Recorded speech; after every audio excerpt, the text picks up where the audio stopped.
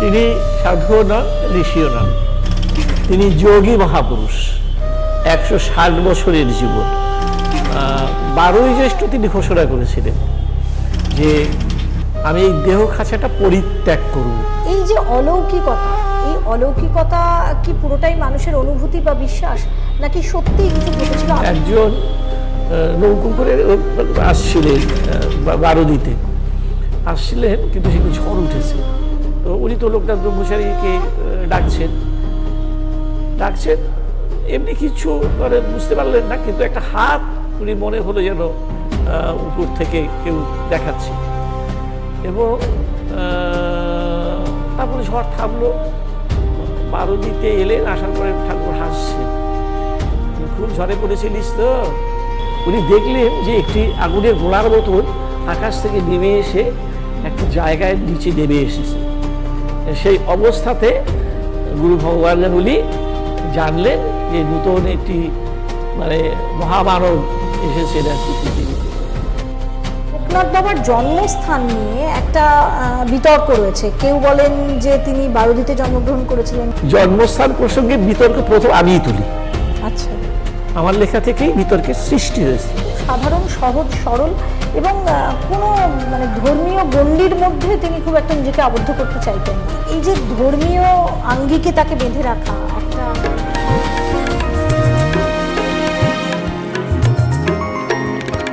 নমস্কার, mythology by রেনেসার আরও একটা পডকাস্টে আপনাদের সবাইকে স্বাগত। আজ আমি এসে গেছি তেঘরিয়ার লোকনাথ বাবার মন্দিরে। এই মন্দিরটি অত্যন্ত পরিচিত, বিখ্যাত এবং খুবই প্রসিদ্ধ এই কারণ এখানে দূর দূর থেকে বহু মানুষ লোকনাথ বাবার স্মরণে আসেন। আজ আমরা এসেছি লোকনাথ বাবা সম্পর্কে আলোচনা করতে। আচ্ছা, লোকনাথ বাবা কি সাধু ছিলেন? তিনি কি কোনো সন্ন্যাসী ছিলেন? তার কি অলৌকিক বা ঐশ্বরিক ক্ষমতা ছিল? পশু পাখি মানুষ সবাই তার কাছে যদি কিছু চাইতেন, তিনি একবার মাথায় হাত দিলেই সেটা হয়ে যেত?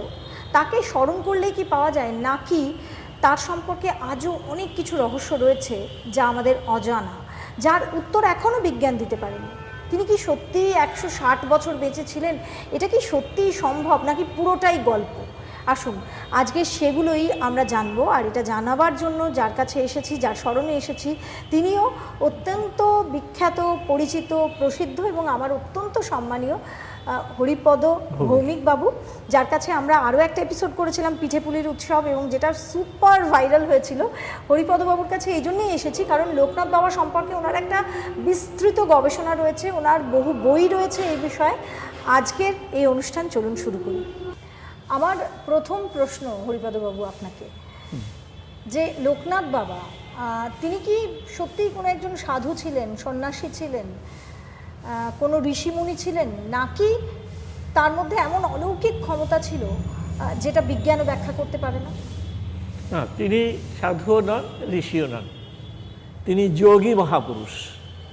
লোকনাথ ব্রহ্মচারী আবির্ভূত হয়েছিলেন 1730 খ্রিস্টাব্দে, দেহ রেখেছেন 1890 খ্রিস্টাব্দে।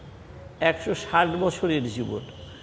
এবং যখন তিনি দেহত্যাগ করবেন, অর্থাৎ এই 19শে জ্যৈষ্ঠ, 12ই জ্যৈষ্ঠ তিনি ঘোষণা করেছিলেন যে আমি এই দেহ খাঁচাটা পরিত্যাগ করব। তিনি বলেননি যে আমার মৃত্যু হবে, তিনি বলেননি, তিনি শুধু বলেছেন যে আমি নেই এ কথা কখনো মনে করবি না, আমি ছিলাম, আমি আছি, আমি থাকব, আমি স্মরণ মাত্র সারা দেব। তাই লোকনাথ ব্রহ্মচারীর 19শে জ্যৈষ্ঠ দিনটিকে অনেকে বলেন তিরোধান দিবস, কিন্তু এটা সত্যি নয়। কারণ যিনি স্মরণমাত্র সারা দেন তার আবার তিরোধান কী করে হয়? সেই জন্য এটা স্মরণ দিবস। 19শে জ্যৈষ্ঠ এবছর 136তম স্মরণ দিবস, অর্থাৎ 1890 সালে তিনি তার এই দেহ খাঁচাটা পরিত্যাগ করেছিলেন। ফলে এই যে যোগের মধ্য দিয়ে তিনি শিবকল্প মহাযোগী হয়েছেন, অর্থাৎ তিনি প্রায় 90 বছর হিমালয় তপস্যা করেছিলেন বলা হয়। 90 বছর কী করে হিসেব করেছিলেন? তার গুরু ভগবান গাঙ্গুলি তিনি পাহাড়ের গুহার মধ্যে থাকতেন, আর ওই বরফের মধ্যে মানে লোকনাথ ব্রহ্মচারী বসে ধ্যানস্থ ছিলেন। তো প্রত্যেক বছরই ওই বরফ জমে যেত, আবার বরফ গলে জল হয়ে যেত। তখন ওই বরফ গলে জল হয়ে যেত, সেই সময় একটি করে নুড়ি পাথর তিনি জমাতেন, অর্থাৎ 1 বছর পূর্ণ হলো। এইভাবে তিনি বছর গণনা করতেন, কারণ ওখানে তো ক্যালেন্ডার নেই বা কলম নেই, পেন মানে নেই যে তিনি হিসেব রাখবেন। তিনি ওইভাবে হিসেব রেখেছিলেন। একদিন দেখলেন যে লোকনাথ ব্রহ্মচারীর আসলে লোকনাথ ব্রহ্মচারী নেই। তিনি চমকে গেলেন যে তাহলে গেল কোথায়। তিনি গুহা থেকে বেরিয়েছেন, বেরিয়ে যখন এগোচ্ছেন তখন দেখলেন যে না, সেখানে তো লোকনাথ রয়েছে। আবার একটু এগোচ্ছেন, তখন দেখলেন যে না, সেখানে বসে আছেন দেবাদিদেব মহাদেব। উনি চমকে গেলেন যে এটা তো হওয়ার কথা না, ওখানে তো লোকনাথ বসেছিলেন। তারপর যখন আরও এগিয়ে গেলেন, দেখলেন যে হ্যাঁ, লোকনাথ ব্রহ্মচারী নয়, শিবই বসে আছে। এবং তিনি সাধারণত শিষ্য গুরুকে প্রণাম করে সেই দিন সেই সময়ে গুরু ভগবানাগুলি সাষ্টাঙ্গে প্রণাম করেছিলেন লোকনাথকে। চমকে উঠেছিলেন, ধ্যানভঙ্গ হয়ে গেল লোকনাথের। শুধু বললেন, গুরুদেব এটা আপনি কী করলেন? তখন গুরুদেব বললেন যে আমি আমার শিষ্য লোকনাথকে প্রণাম করিনি, আমি প্রণাম করেছি শিবকল্প মহাযোগী লোকনাথকে। এই যে শিবকল্প মহাযোগী, শিবাবতার হিসেবে যেমন শিবকে মানে জল ঢাললে, মাথায় জল ঢাললে তিনি যেমন মনস্কামনা পূর্ণ করেন, আর লোকনাথ ব্রহ্মচারী তাও বলেননি। তিনি শুধু বলেছেন বিপদে পড়ে আমার স্মরণ করে আমিই রক্ষা করিব। তো ফলে লোকনাথ ব্রহ্মচারীর যে বাণী, লোকনাথ ব্রহ্মচারীর যে কথা, সেই কথা শুধু কথা নয়, একেবারে ধ্রুব সত্য। মানুষ তার মনের কষ্টি পাথরে যাচাই করে দেখে সকলে মেনেছেন এবং মানছেন। তো এটা নিয়ে কোনো বিতর্কের কোনো জায়গা নেই। আমার দ্বিতীয় প্রশ্ন আপনার কাছে, যে লোকনাথ বাবাকে আজও যারা স্মরণ করেন তারা কোথাও একটা বিশ্বাসে, কোথাও তাদের মনস্কামনা পূর্ণ হয়, যখন বিপদে পড়েন ডাকেন। এই যে অলৌকিকতা, এই অলৌকিকতা কি পুরোটাই মানুষের অনুভূতি বা বিশ্বাস, নাকি সত্যিই কিছু ঘটেছিল? আপনি একজন লোকনাথ গবেষক, শুধু তাই নয়, আপনি এই মন্দিরের প্রতিষ্ঠাতা। আমি প্রতিষ্ঠাতা নই, প্রতিষ্ঠাতা কর্মযোগী কালী সাধন দাস। তার 12 বছর বয়সে তার পিতৃহারা হন এবং সেই সময়ে পড়াশোনা ছেড়ে দিয়ে তিনি ব্যবসা করা শুরু করেন। কঠোর পরিশ্রম করে তিনি জিরো থেকে হিরো হয়েছেন। তিনি 3বার রাষ্ট্রপতি পুরস্কার পেয়েছেন, পশ্চিমবঙ্গ সরকারেরও পুরস্কার পেয়েছেন শুধু কর্মযোগী হিসেবে।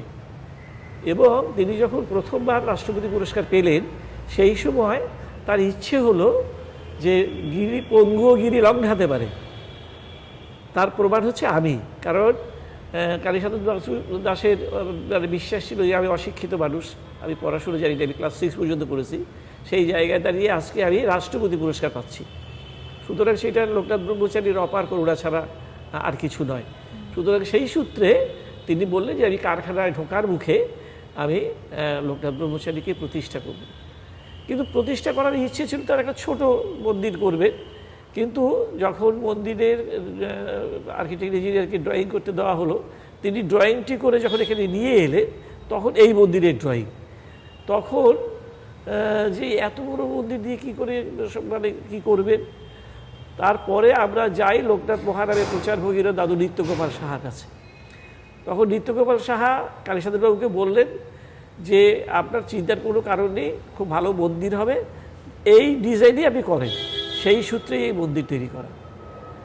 এবং তিনি মন্দির সমাপ্ত করার পরে 1993 সালে তিনি দেহত্যাগ করেন। কালীসাধনবাবু চলে যান, কিন্তু তার সৃষ্টি এবং গোটা পৃথিবী জুড়ে আজকে লোকনাথ মহানামের প্রচার কালীসাধনবাবুই করেছেন।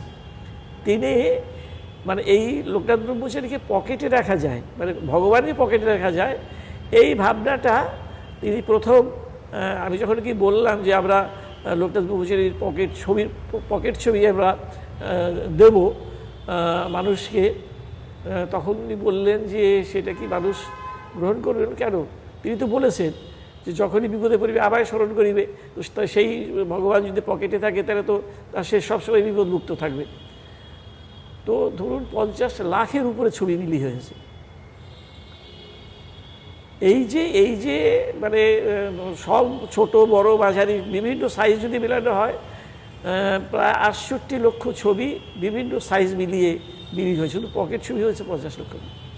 এবং আমরা এই মানে বাস স্ট্যান্ড, রেল স্টেশন, হাট, বিভিন্ন স্ট্যান্ড এইভাবে গিয়ে ছবি বিলি করেছি। আজকে লোকনাথ ব্রহ্মচারী ঘরে ঘরে পৌঁছে গেছে। তো উনি ওই যখন মানে দেহত্যাগের আগে যখন তিনি বললেন যে আমি নেই, এই কথা কখনো মনে করবি না, আমি শতবর্ষ পরে আমি ঘরে ঘরে ফিরে আসব। ঠিক তাই উনি 1890-তে দেহ রেখেছেন।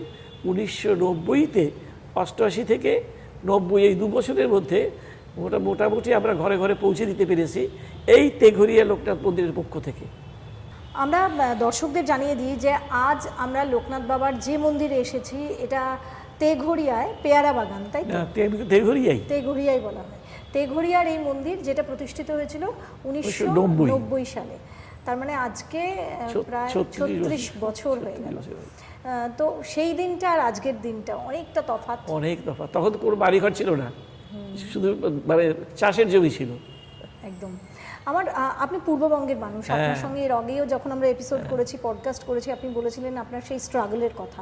লোকনাথ বাবার জন্মস্থান নিয়ে একটা বিতর্ক রয়েছে। কেউ বলেন যে তিনি বারোদিতে জন্মগ্রহণ করেছিলেন। না না না, আসলে জন্মস্থান প্রসঙ্গে বিতর্ক প্রথম আমিই তুলি। আচ্ছা, আমার লেখা থেকেই বিতর্কের সৃষ্টি হয়েছে। লোকনাথ ব্রহ্মচারী প্রথম যে বইতে প্রথম লোকনাথ ব্রহ্মচারী জন্মের কথা বলা হলো, সেটি ব্রহ্মানন্দ ভারতের সিদ্ধজীবনী বইতে। ব্রহ্মানন্দ ভারতী লোকনাথ ব্রহ্মচারীকে প্রশ্ন করেছিলেন যে তোমার জন্ম কোথায়। কেন প্রশ্নটা করেছিলেন? প্রশ্নটা করেছিলেন এই কারণে যে যখন বিজয় কৃষ্ণ গোস্বামী বারোদিতে এলেন 1886 খ্রিস্টাব্দে, তখন লোকনাথ ব্রহ্মচারী কথা প্রসঙ্গে বিজয় কৃষ্ণকে বলেছিলেন যে এমন কোনো কাজ করবি না যাতে আমাদের কুলের অসম্মান হয়। আর ওনার স্ত্রীকে, মানে বিজয় কৃষ্ণ গোস্বামীর স্ত্রীকে মোটামুটি নাগবউর মতন ব্যবহার করেছিলেন। তো সেই থেকে বিজয় কৃষ্ণের মনে হয়েছিল যে লোকনাথ ব্রহ্মচারী এই যে কুল বলেছে, যে আবার আমাদের কুল, এমন কোনো কাজ করবি না যাতে কুলের অসম্মান হয়, তার মানে উনি আমাদের বংশের লোক, অর্থাৎ শান্তিপুরের ব্রজগোস্বামী, মানে বিজয় কৃষ্ণ গোস্বামীর ক্ষুল্ল প্রপিতামহ ব্রজগোস্বামী সন্ন্যাস নিয়ে চলে গিয়েছিলেন। তো ওনার বিশ্বাস হলো যে এই ব্রজগোস্বামী হচ্ছে লোকনাথ ব্রহ্মচারী। সেই সূত্রে লোকনাথ ব্রহ্মচারীর জন্ম ওই 1886 সনে বিজয় কৃষ্ণ প্রচার করে দিলেন যে উনি শান্তিপুরে জন্মেছেন। আমাদের শান্তিপুর, কারণ বিজয় কৃষ্ণের বাড়ি গোস্বামী বংশ, শান্তিপুরের গোস্বামী বংশ, এই প্রথম মানে সূত্রপাত হলো। তো তখন ওই কথাটা শুনে তখন ব্রহ্মানন্দ ভারতী লোকনাথ ব্রহ্মচারীকে প্রশ্ন করলেন যে তোমার জন্মস্থান কোথায়? তখন বললেন কেন? তখন বলে যে না, এই বিজয় বলছে যে তোমার জন্ম শান্তিপুরে। তখন উনি বললেন যে না, আমার জন্ম হচ্ছে কচুয়া গ্রামে। যখন বললেন কচুয়া গ্রামে, তখন সঙ্গে সঙ্গে উনি বললেন যে কচুয়া গ্রামে যদি হয় তাহলে বিজয় কৃষ্ণ যেটা বলছে সেটা কি মিথ্যে? তখন বললেন যে সতের মনকুষ্ঠ হবে, সেই জন্য বিজয় কৃষ্ণ যতদিন বেঁচে থাকবে ততদিন এ কথা প্রকাশ করবে না। সেই কারণে বিজয় কৃষ্ণ বেঁচে থাকা অবস্থাতে ব্রহ্মানন্দ ভারতী তার বইতে প্রথম যে বইটি লিখেছিলেন উনি, সিদ্ধজীবনী, সেখানে প্রথম সংস্করণে লিখলেন যে লোকনাথ ব্রহ্মচারীর কোনো নিষেধের কারণবশত তার জন্মস্থানের কথা এখানে বলা হলো না। কিন্তু কেন? ওই যে লোকনাথ ব্রহ্মচারী বারণ করলো যে বিজয় কৃষ্ণ বেঁচে থাকতে মানে প্রচার বলবি না। বিজয় কৃষ্ণ মানে ঠাকুর দেহ থাকতে এই ব্রহ্মানন্দ ভারতী এলেন কচুয়ার খোঁজে। তিনি প্রথমে অশোকনগরের কাছে একটি কচুয়া আছে, সেই কচুয়াতে গিয়ে উপস্থিত হলেন। সেখানে পেলেন না, 7 দিন ছিলেন।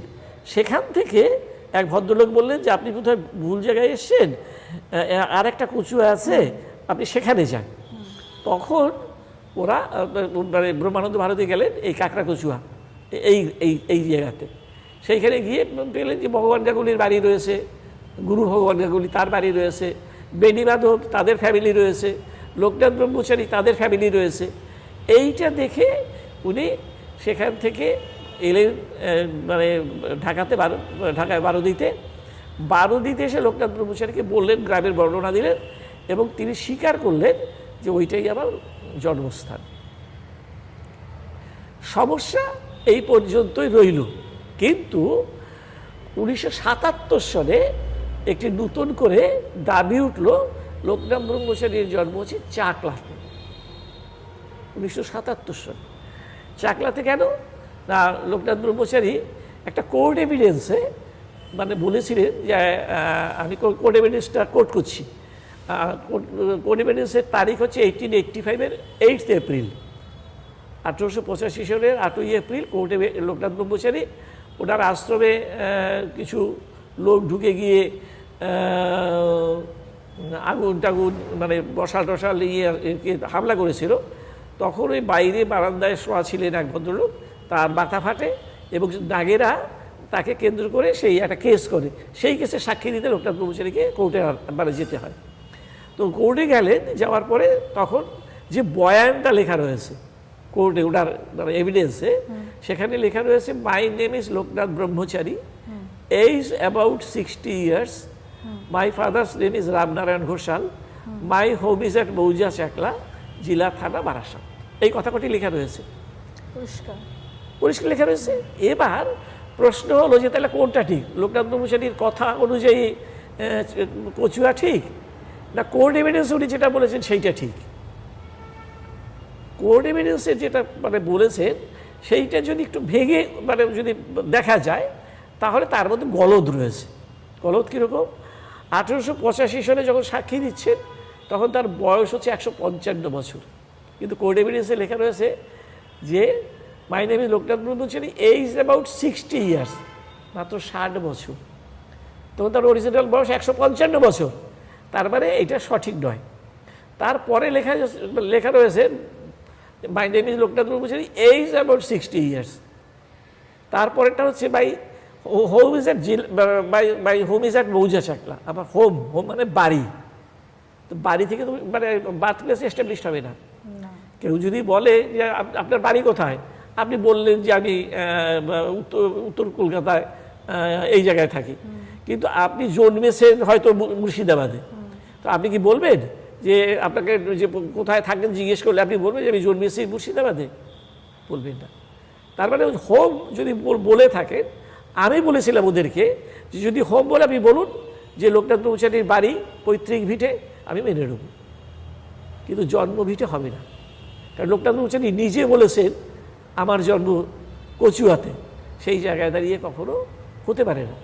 তারপরে যে শব্দটা লেখা রয়েছে কোর্ট এভিডেন্সে যে by Lokenath Brahmachari age about 60 years, my father's name is Ramnarayan Ghoshal.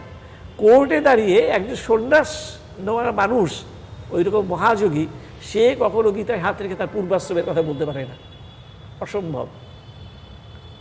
কারণ সে বলবে না তার পূর্বাশ্রমে সে তার বাড়ি, তার বাবার নাম, তার মায়ের নাম বলবেন না। তো সুতরাং সেইখানে ওইটা লেখা রয়েছে, তো সেটাও তো সেই তথ্যটাও সঠিক নয়।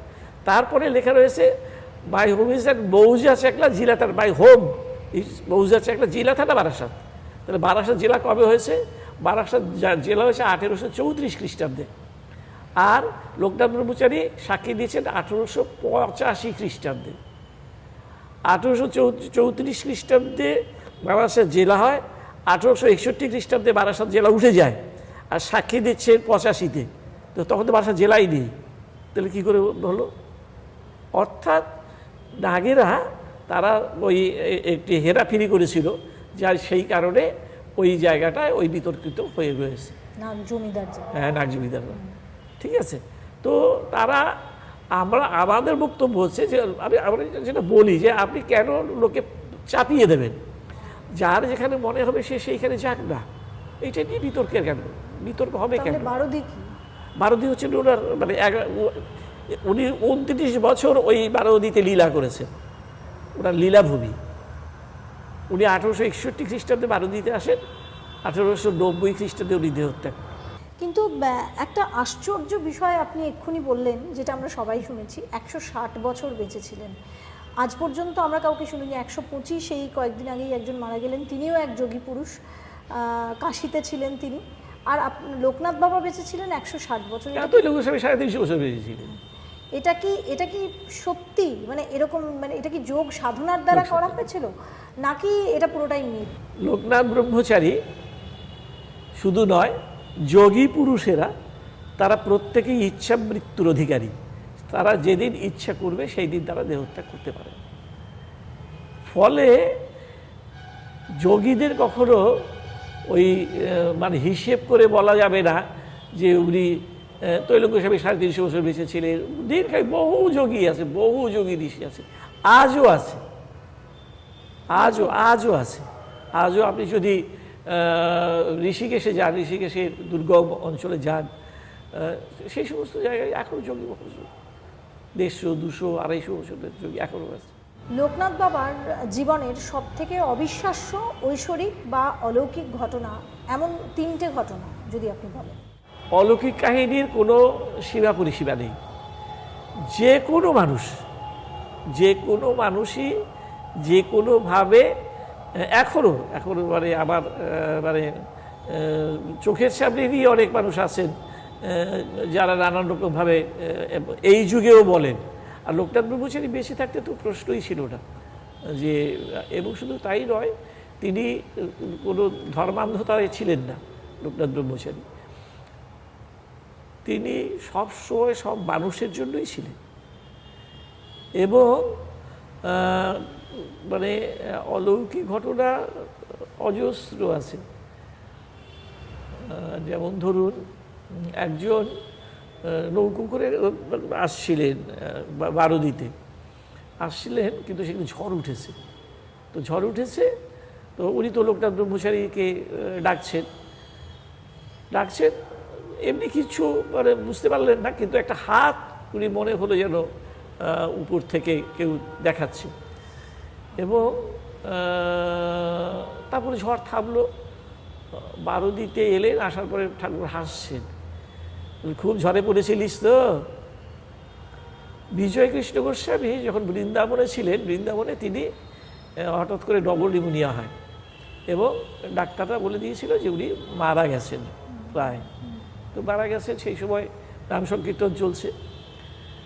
লোকনাথ বিজয় কৃষ্ণ গোস্বামীর এক শিষ্য ঢাকা থেকে বারোদিতে আসে।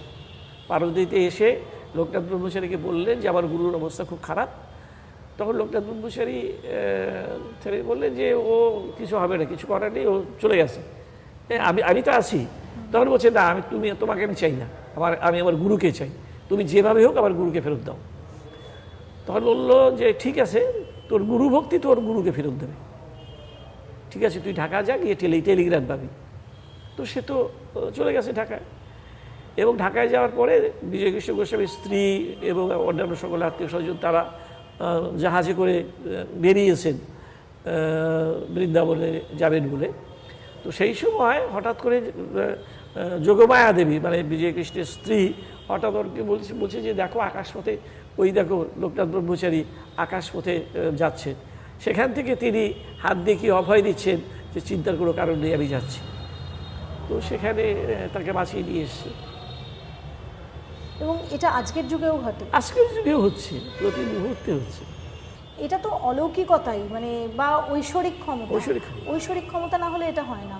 যে শরীরের খাঁচা ত্যাগ করেছেন, কিন্তু তিনি আজও যখনই কেউ তাকে ডাকে তিনি সত্যিই আসেন। এরকম একটা কথাও শোনা যায় যে লোকনাথ বাবাকে যদি রোগে, মানে কারোর যদি রোগ মুক্তির দরকার হয়, খুব অসুখ হয়েছে, কেউ যদি স্মরণ করেন, তিনি নাকি তার অদৃশ্য যে হাত স্পর্শ করে তাকে ভালো করে দেন, বা সেই সময়ও নাকি তিনি আগে চাই বিশ্বাস। সবচেয়ে বড় কথা, বিশ্বাস যদি থাকে, বিশ্বাসে ফল পাওয়া যাবেই। আপনি তো এই মন্দিরের সঙ্গে এত বছর ধরে যুক্ত, আমি নিজেও এখানে, এটা আমার সেকেন্ড ভিজিট, এই দ্বিতীয়বার আসছি। তো একবার আমার খুব শরীর খারাপ হয়েছিল, সেই সময় আমি মানসিক করেছিলাম এবং পরে এসেছিলাম, আমার যে মনস্কামনা সেটা পূর্ণ হয়েছিল। তখন আপনার সঙ্গে আমার পরিচয় হয়নি, কিন্তু আমি জানতে চাইবো, এখানে অগণিত, আমি দেখেছিও নিজে, অগণিত ভক্ত আসে, লক্ষ লক্ষ ভক্ত হিসেব করলে বছরে ভাবা যায় না। এই তো 19 জ্যৈষ্ঠ 3 তারিখেই যদি সময় পার আসবেন, প্রসাদ পেয়ে যাবেন, দেখবেন মানে জনসমাবেশ। এরপরে আমরা একটু লোকনাথ বাবার যে জীবন সেটা নিয়ে, তাতে না অনেক রহস্য রয়েছে। লোকনাথ বাবার জন্মটা যেমন আপনি একটা কনফিউশন ক্লিয়ার করলেন, কিন্তু তিনি ছোটোবেলায় ওইভাবে কোথাও চলে গেলেন, তার মা বাবা বা ভগবান গাঙ্গুলি তার সঙ্গে তার যোগাযোগটা কীরকম ছিল, এই সবগুলো নিয়ে একটা কোথাও রহস্যাবৃত একটা মানে ছোট ছেলে, সে চলে যাচ্ছে হিমালয়, ওই সময় কি হয়েছিল? না, অ্যাকচুয়ালি এইটা সেই যুগের মানুষের একটা বিশ্বাস ছিল। রামকারাই মানে লোকনাথ ব্রহ্মচারীর বাবা, তার আকাঙ্ক্ষা ছিল যে তার একটি সন্তানকে তিনি সন্ন্যাস দেবেন। আচ্ছা। তো বিয়ের পর স্ত্রীকে বলেছেন যে দেখো, আমি আমার ইচ্ছে যে আমার যে প্রথম সন্তান হবে তাকে আমি সন্ন্যাস দেব। তো তখনকার দিনের বিয়ে ছিল অষ্টম বর্ষে ভবেদ গৌরী, 8 বছরে গৌরীদান প্রথায় বিয়ে হতো। সেই সূত্রেই ছোটোবেলায় বিয়ে হয়েছে। তো বিয়ে তার স্ত্রীকে বলেছে, স্ত্রী এক কান দিয়ে শুনেছে, আর এক কান দিয়ে বের করে দিয়েছে, সে বুঝতে পারেনি। কিন্তু যখন সে মা হতে যাচ্ছে, সেই সময় যখন সে তার স্বামী তাকে বলল যে তোমার মনে আছে তো, তোমাকে কিন্তু আমার প্রথম সন্তান কিন্তু আমি সন্ন্যাস দেব, তখন ও স্বামীকে ভয় পেতে শুরু করলো। কেন? যে বোধহয় আমার সন্তান হলে বোধহয় ও ছিনিয়ে নিয়ে যাবে। কিন্তু দেয়নি, প্রথম সন্তান দেয়নি, দ্বিতীয় সন্তান দেয়নি, তৃতীয় সন্তান দেয়নি। চতুর্থ সন্তানের সময় তিনি হঠাৎ করে নিজে থেকে বললেন স্বামীকে যে তোমাকে আমি এতবার বলেছি যে সন্তান দেব না, কিন্তু এবার যে সন্তানটি আসবে সেই সন্তানটিকে আমি তোমার হাতে তুলে দেব। তো গুরুদেব মানে তখন ওর স্বামী বললেন যে যদি মেয়ে হয় তুমি আমার হাতে তুলে দেবে কি করে? তখন বলছে না, ছেলেই হবে। এবং যেদিন তার সন্তান হয় সেই দিন প্রচণ্ড ঝড়, জন্মাষ্টমীর দিন, এবং ওই ঝড়ের মধ্যে আর একজন ব্যক্তি তিনি তার ঘরের বারান্দায় পায়চারি করছেন। সেই মানুষটার নাম হচ্ছে গুরু ভগবান গাঙ্গুলি। গুরু ভগবান গাঙ্গুলি পায়চারি করছে এবং উনি দেখলেন যে একটি আগুনের গোলার মতন আকাশ থেকে নেমে এসে একটা জায়গায় নিচে নেমে এসেছে। উনি আনন্দিত হলেন, উনি ভাবলেন যে আমার সেই দিন বোধহয় সম্পূর্ণ হলো। মানে পূর্ব এগুলো সমস্ত আগে থেকে ঠিক করা থাকে, কে কার সঙ্গে যাবে, কার কি হবে, এটা পূর্বারাধ্য মতের। সেই অবস্থাতে গুরু ভগবান গাঙ্গুলি জানলেন যে নূতন একটি মানে মহামানব এসেছেন আর কি পৃথিবীতে। তাকে যখন দেখতে গেলেন, দেখে তিনি চমকে গেলেন যে তার সমস্ত শরীরের মধ্যে একটা দেবজ্যোতি ভাব তার মধ্যে এসেছে। তিনি সন্তানের নাম রাখলেন যে লোকের নাথ হয়ে এসেছে, সেই জন্য এর নাম রাখলাম লোকনাথ। তো ফলে লোকনাথ ব্রহ্মচারীর সেই কথা মতো, বাবাকে দেওয়া কথা মতো 11 বছরের সন্ন্যাস নিয়ে সে গৃহত্যাগ করে এবং কিছুদিন তিনি কালীঘাটে ছিলেন, সেইখানে দুষ্টুমি করতেন। মানে ওই সাধুদের লেংটি ধরে টানতেন, জটা ধরে টানতেন, নানা রকম অত্যাচার করতেন। তো একদিন সাধুরা সব দল বেঁধে এসে তাকে বলল যে এইটা কেন হচ্ছে, তুমি ছেলেদের মানে কন্ট্রোল করো। তখন গুরু ভগবান গাঙ্গুলি বললেন যে আমি তো গৃহী, কিন্তু ওই ছেলে দুটি হচ্ছে তোমাদের। ছেলে দুটি মানে ওই লোকনাথ ব্রহ্মচারীর বাল্যবন্ধু বেণী মাধব, সে ওই একই দিনে মানে পৈতে হয়েছিল, একই দিনে সন্ন্যাস নিয়ে গৃহত্যাগ করেছিল। তো সেই জন্য ওরা যুগলে গৃহত্যাগ করেছিল। এই জন্য ওই বেণী মাধবকে বলা হয় চিরসখা লোকনাথ ব্রহ্মচারী। এবং সেখান থেকে ওই কালীঘাটে গুরু ভগবান গাঙ্গুলি যখন নাকি বলে যে ঠিক আছে আমি দেখছি, লোকনাথ ব্রহ্মচারীকে বললেন যে তুমি তো সন্ন্যাস নিয়েছো, তাহলে এইটা লোকনাথ ব্রহ্মচারী বললেন যে যদি তাই হয় তাহলে আমাদের বাড়ি থেকে সিধের নাম করে জিনিসপত্র আসে কী করে, সন্ন্যাসীর তো পিছুটার নেই। গুরুদেব ভাবলেন সত্যিই তো তাই। সেই রাত্রেই তিনি ত্যাগ করলেন কালীঘাট এবং তারপরে 12 বছর তিনি নিম্নভূমিতে, তারপরে সমস্ত তীর্থ পরিভ্রমণ শেষে হিমালয়ে গিয়ে তিনি সিদ্ধি লাভ করলেন এবং তারপরে তিনি বিশ্ব পরিভ্রমণে বেরোন পায়ে হেঁটে। বিশ্ব পরিভ্রমণ শেষে 1890-এ তিনি দেহত্যাগ করেন বারোদিতে, কিন্তু বারোদিতে আসার আগে তিনি নেমেছিলেন চন্দ্রনাথ পাহাড় চট্টগ্রাম হয়ে। চট্টগ্রামে 1860 1861 তিনি বারোদিতে আসেন। বারোদিতে এসে বারোদিতে 29 বছর লীলা করেছে। তার সম্পর্কে অনেক কিছু শোনা যায়, যেমন তার শরীর থেকে একটা দিব্য জ্যোতি বেরোতো, এটা কি সত্যি? শুধু তাই নয়, পেছনে একটি কাঠ মানে যেগুলো ছবিতে দেখবেন যে লোকনাথ ব্রহ্মচারীর পেছনে একটা কাঠ থাকে। লোকনাথ ব্রহ্মচারী সকালবেলা তার বাল্যভোগ হয়, উনি দুপুরের যে ভোগটা খেতেন সেটা 4টের সময়, শেষ বেলায় রাত্রিবেলা কিছু খেতেন। এবং সন্ধ্যার পর তিনি যখন ঘরে ঢুকতেন, ঘর বন্ধ হয়ে যেত, কেউ আর ঘরে করাঘাত করতে পারতো না, কেউ যেতে পারতো না। তার কারণ হচ্ছে বহু যোগীরা তারা সূক্ষ্ম দেহে তার কাছে আসতেন। লোকনাথ ব্রহ্মচারী সূক্ষ্ম দেহে হিমালয়ে গিয়ে তাদের যোগশিক্ষা দিতেন। তো যদি আত্মা বেরিয়ে গিয়ে যোগশিক্ষার জন্য চলে যায় তখন তো ডেড বডি, তখন ওই কাঠটার পেছনে তিনি হেলান দিয়ে রাখতেন শরীরটাকে। কি বলছেন? সুতরাং এই মহাযোগীর কথা তো বলে শেষ করা যাবে না। তার মানে তিনি অবতার। অবতার, অবতার তো বটেই, শিবের অবতার, এই জন্য শিবকল্প মহাযোগী বলা হয়।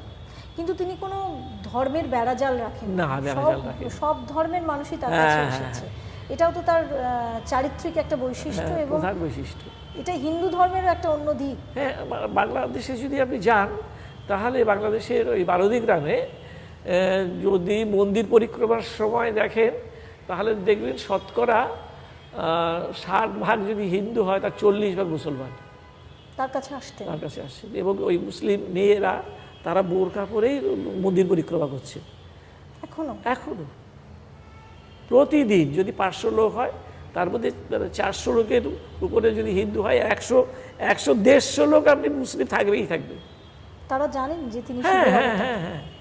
শুধু তাই নয়, প্রত্যেকের বাড়ির আপনার প্রথম ফল, প্রথম ফুল সব এসে মন্দিরে তারা দিয়ে যান মুসলিমরা। এবং এই 19শে জ্যৈষ্ঠতে তারা ভারতের মুরগি দিয়ে যায় বারোদিতে। তো এই মুরগিগুলো পরে বিক্রি করে দিয়ে সেইটা ফান্ডে টাকাটা নিয়ে দেওয়া হয় আর কি। তিনি কি এরকম তার সম্পর্কে বলা হয় যে তিনি একসঙ্গে বিভিন্ন জায়গায় দেখা দিতেন, যখন তিনি দেহ রাখলেন তারপরে তাকে যখনই স্মরণ করা হতো, মানে এমন তো নয় যে একজন স্মরণ করছে, এরকম অনেকেই স্মরণ করছে, কিন্তু তিনি নাকি একই সঙ্গে সবাইকে দেখা দিতেন। কারণ সূক্ষ্মতে এইটা তো মানে যোগ সাধনার একটা অন্যতম ক্রিয়া, যে আমি নিজেকে শ্রীকৃষ্ণকে যখন নাকি দেখলেন অর্জুন বিশ্বরূপে, তো এরাও তো তাই, সেই বিশ্বরূপ ধারণ করার ক্ষমতা তো তাদের রয়েছে। তারা তো নিজেকে খণ্ডিত করে অসংখ্য রূপে বিভিন্ন জায়গায় বিভিন্ন রূপে তারা সেইখানে হাজির হয়ে যান। তার মানে কলিযুগে যে অবতারের কথা আমরা বলি সেই তার মধ্যে লোকনাথ বাবা অন্যতম। লোকনাথ বাবার সব থেকে পছন্দের জিনিস কি? পছন্দের জিনিস হচ্ছে মিশ্রি, সাদা মিশ্রি। কেন? লোকনাথ ব্রহ্মচারীর কাছে যেই যেত প্রত্যেকের হাতে মিশ্রি দিতেন। মিশ্রি দিয়ে বলতে তোরা মিশ্রিবৎ হ, অর্থাৎ মিশ্রির মতন মিষ্টি হ, তোদের মিষ্টি ব্যবহার হোক, তোদের কথা মিষ্টি হোক, তোরা মিষ্টি হলে জগৎ মিষ্টি হবে। এই জগৎ মিষ্টি করার জন্য লোকনাথ ব্রহ্মচারীর আবির্ভাব। সুতরাং জগৎ মিষ্টি হোক, সকলে ভালো থাকুক, আনন্দে থাকুক, সুস্থ থাকুক। আর এমন কোনো ফুল যেটা উনি খুব পছন্দ করেন? আর কোনো বিচার নেই, কিচ্ছু নেই। আমার এর পরের প্রশ্ন, যে লোকনাথ ব্রহ্মচারীকে আমরা যদি একটা আঙ্গিকে দেখি তিনি এক মহামানব, আর একটা আঙ্গিকে দেখি তিনি ঐশ্বরিক ক্ষমতাযুক্ত, আর একটা আঙ্গিকে দেখলে তিনি শিবের অবতার, কিন্তু যদি সামাজিক প্রেক্ষাপটে দেখি তাহলে তিনি এমন এক জাদু তার কাছে ছিল যেখানে তিনি সর্বধর্ম সমন্বয় করে একজন সমাজ সংস্কারকও বলা যায়। আমি একটা লেখা এই সদ্য পাঠিয়েছি বাংলাদেশে, লেখার বিষয়টা শিরোনাম হচ্ছে লোকনাথ ব্রহ্মচারী ওই কাক। আচ্ছা, যে কাক আছে উনি বারোদিতে আশ্রমে বসে আছেন।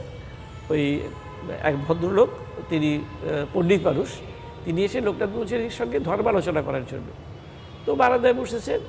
এর মধ্যে উনি ধর্মকথা শুরু করছেন, একটা কাক এসে কা কা কা কা কা কা করে চিৎকার করেই যাচ্ছে, আর ও তাকে বারবার হুস হুস বলে তাড়াচ্ছে। খানিকক্ষণ দেখলেন লোকনাথ ব্রহ্মচারী, দেখার পরে বললেন যে পণ্ডিত, আসলে তুমি যে শব্দটি করে কার্তিকী তাড়ালে তোমার সেইটাই হয়নি, মানে হুঁশটা তোমার হয়নি। তো সুতরাং উনি শুধু মানব প্রেমিক নন, পশুপ্রেমী, তিনি পশু প্রেমিক, জগৎ প্রেমী। হ্যাঁ জগৎ প্রেমিক তো বটেই। তার ওইখানে কালাচাঁদ ষাঁড় ছিল, আদুরি বিড়াল ছিল, কাক, কুকুর, কি নেই। কুকুরের প্রসঙ্গে একটি ছোট্ট ঘটনার কথা বলি। সেটি হচ্ছে একজন তারা আসতেন লোকনাথ বাবার কাছে, তার বাবা মারা গেছে, এখন তার ইচ্ছে যে লোকনাথ ব্রহ্মচারী সেই মানে শ্রাদ্ধ বাসরে আসুক। তারা এসে বলেছে যে লোকনাথ, আমার তো বাবা আপনার ভীষণ ভক্ত, তার শ্রাদ্ধক্রিয়ে আপনি যদি যান তাহলে খুব আমরা আনন্দিত হব। তো লোকনাথ বাবু বললেন ঠিক আছে যাবো। প্রথমে না করেছিল, তারপরে বলল ঠিক আছে যাব। তিনি যাননি সারাদিন। পরের দিন তারা এসে বললেন যে আমরা সারাটা দিন অপেক্ষা করেছিলাম কিন্তু আপনি গেলেন না। তখন আমি তো গিয়েছিলাম। গিয়েছিলেন কোথায়? ওরা তো সবাই আপনার জন্য অপেক্ষা করেছিলাম। বললাম কেন? যে কুকুরটা তোর ভাড়ার ঘরের দিকে গেল আর তুই চেলাকা দিয়ে মারলি, দেখবার কীভাবে মেরেছিস। বলে উনি কাপড়টা সরিয়ে দেখলেন যে চেলাকা দিয়ে যে মেরেছে সেই রক্তাক্ত দাগ তার শরীরের মধ্যে রয়েছে। কি বলছেন, গায়ে কাঁটা দিচ্ছে। সুতরাং লোকনাথ ব্রহ্মচারী সব শুধু স্মরণ করলেই তিনি, হ্যাঁ, মানে আমরা এক অদ্ভুত অনেক মানে কথা জানতে পাচ্ছি যেগুলো হয়তো একজন গবেষকের কাছেই জানা যায়। এবং এই মন্দিরের প্রাঙ্গণে লোকনাথ ব্রহ্মচারীর কি সাদা জিনিস খুব পছন্দ? এ তো মানে যে কোনো মানুষই, উনি তো মানে শান্তির দূত। লোকনাথ বাবার সব থেকে শক্তিশালী একটা উপদেশ আপনার মতে? রণে বনে জলে জঙ্গলে যখনই বিপদে পড়িবে আমায় স্মরণ করিও, আমি রক্ষা করিব। আমার এর পরের প্রশ্ন, লোকনাথ ব্রহ্মচারী সম্পর্কে যতটুকু জেনেছি তিনি খুব সাধারণ, সহজ সরল এবং কোনো মানে ধর্মীয় গণ্ডির মধ্যে তিনি খুব একটা নিজেকে আবদ্ধ করতে চাইতেন না, এবং তিনি মানবতাকেই শ্রেষ্ঠ ধর্ম বলেছেন। সেই লোকনাথ ব্রহ্মচারীরও কিন্তু এখন পুজো হয়। আমার নিজের সিংহাসনেই লোকনাথ বাবা রয়েছেন, আজ যেখানে রয়েছি সেখানেও লোকনাথ বাবা রয়েছেন এবং তার পুজোও হয়। তো এই যে ধর্মীয় আঙ্গিকে তাকে বেঁধে রাখা, ধর্মীয় আঙ্গিকে বাধা নয়, পুজো শব্দের অর্থ হচ্ছে কাছে বসা। অর্থাৎ আমি একটা উপকার পেয়েছি, ঠাকুরকে ডেকেছি, আমার মনস্কামনা পূর্ণ হয়েছে, আমি একটু ঠাকুরের কাছে বসতে চাইছি এবং বসে যেহেতু ঠাকুরের মহাপ্রসাদ, মিশ্রী প্রসাদ, একটু ঠাকুরকে নিবেদন করে যদি সেইটা আমি নিই, আমার উপকার হবে, এই ভাবনা, এই বোধ, এই ভালোবাসা থেকে আমাদের লোকনাথ ব্রহ্মচারীর পুজো। কোনো ব্রাহ্মণবাদের পূজা পদ্ধতি নেই, কিচ্ছু নেই। এবার আপনার কাছে আমার প্রশ্ন, আপনি একজন গবেষক, এই মন্দিরের সঙ্গে এতটা নিবিড়ভাবে যুক্ত, আপনার কাছে আমার খুব গুরুত্বপূর্ণ প্রশ্ন, আপনার জীবনে লোকনাথ বাবার অনুভূতি আপনি কিভাবে পেয়েছেন? আমি তো মানে পেয়েছি বলেই তো বেঁচে আছি। মানে আজকে গোটা পৃথিবীতে যেখানে যত লোকনাথ নামাঙ্কিত সংগঠন আছে প্রায় তাদের সকলের সঙ্গেই আমার রিলেশন।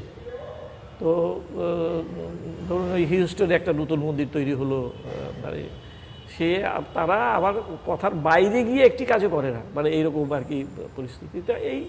এইটা তো তার জন্যই হয়েছে। আজকে তার মহানাম প্রচারের ক্ষেত্রে তিনি মানে আমাকে নিয়ে বলান, তাই আমি বলছি। এক্ষেত্রে তো আমার কোনো কৃতিত্ব নেই, কারণ আজকে লোকনাথ ব্রহ্মচারীর উপরে যত বই লেখা হয় তার মধ্যে প্রথম আদি বই হচ্ছে দুটি বই, এক হচ্ছে সিদ্ধ জীবনী আর হচ্ছে লোকনাথ মাহাত্ম্য কেদারেশ্বর সেনগুপ্তের, ব্রহ্মানন্দ ভারতীর সিদ্ধ জীবনী। এই দুটো বই ছিল। এই দুটো বইয়ের বাইরে আর কোনো তথ্য সেই অর্থে পাওয়া যায় না। যে যাই লিখেছে এই দুটোর মধ্যে আটকে ছিল।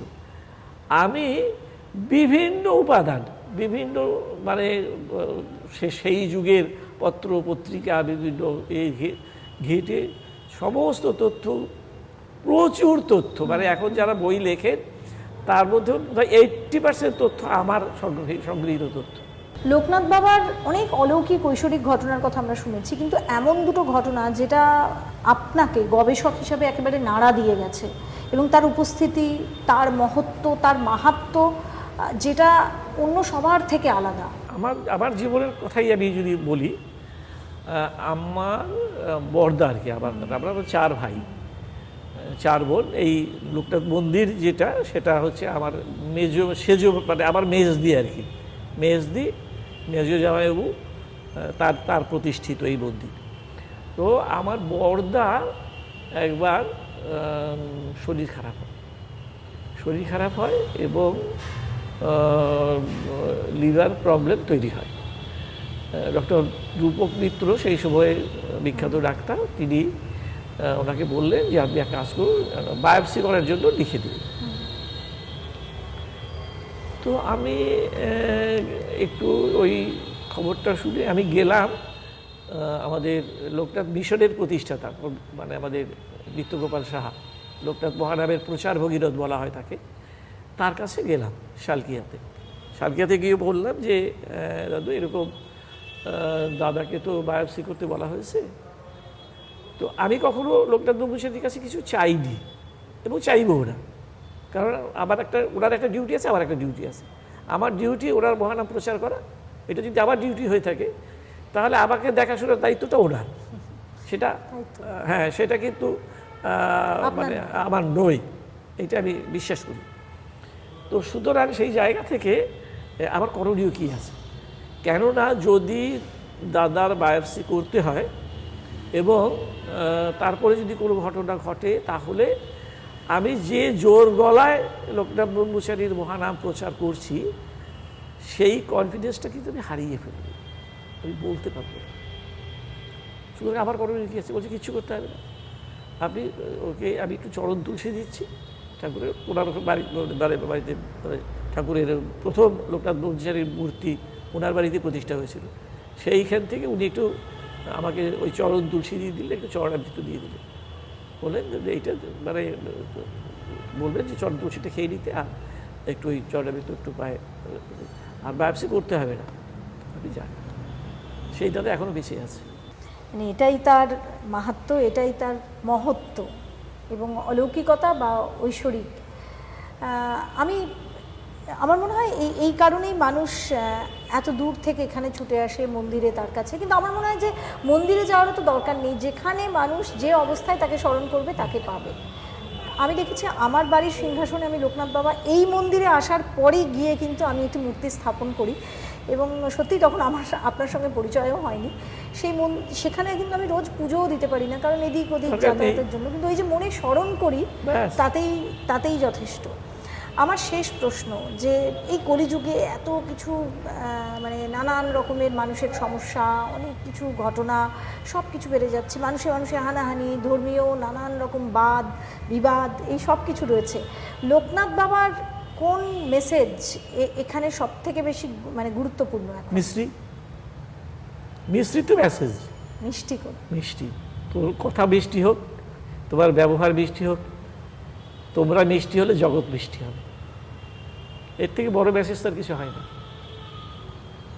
লোকনাথ বাবা সম্পর্কে এমন দুটো তিনটে কথা যেটা আজও কেউ জানে না, আপনি গবেষণা করতে গিয়ে পেয়েছেন, এটা আমার শেষ প্রশ্ন আপনাকে। না, কেউ জানে না এখন তো না, সবটা তো লিখেই ফেলেছি, সুতরাং সেটা নয়। তবে একটা কথা বলি, লোকনাথ ব্রহ্মচারীর যে চারটে লাইন বলা হয়, রণে বনে জলে জঙ্গলে যখনই বিপদে পড়িবে আমায় স্মরণ করি আমি রক্ষা করিব, এই চারটে লাইনের যে অরিজিনাল যে প্রথম যে চারটে লাইন ব্যবহার করা হয়েছিল, সেই চারটে লাইন একটু 19-20 আছে, সেইটা মানে আমি আইডেন্টিফাই করেছি। এবং আমার একটি বই আছে লোকনাথ ব্রহ্মচারীর অপ্রকাশিত পত্রাবলী ও বাণী এই নামে। তো ঠিক আছে, অনেকটা আমরা জানলাম আজকে, এবং এত দূর থেকে এসে আমার মনে হয় এটা লোকনাথ বাবারই আশীর্বাদ যে আজ এত দূর থেকে এত দেরি করে, মানে আপনাকে অনেকটা সময় বসিয়ে আমরা এখানে এলাম। একটু এক মিনিট, আমার মনে হয় যে আজকের এই যে পডকাস্টটা আমরা এখানেই শেষ করছি। লোকনাথ বাবার কৃপা আমাদের সবার কাছে, আমাদের সবার মাথার উপরে ওনার হাত থাকুক, এটাই চাইবো। আজকের পডকাস্ট এখানেই শেষ করছি। আপনাদের এই পডকাস্টটা দেখে কেমন লাগলো সেটা লাইক করতে, শেয়ার করতে এবং কমেন্টে আমাকে জানাতে ভুলবেন না। জয় লোকনাথ বাবা অবশ্যই লিখবেন, আর আপনারা লোকনাথ বাবা সম্পর্কে কী কী শুনেছেন সেটাও অবশ্যই লিখে জানাবেন। আজকের পডকাস্ট এখানেই শেষ করছি, সবাই ভালো থাকবেন, নমস্কার।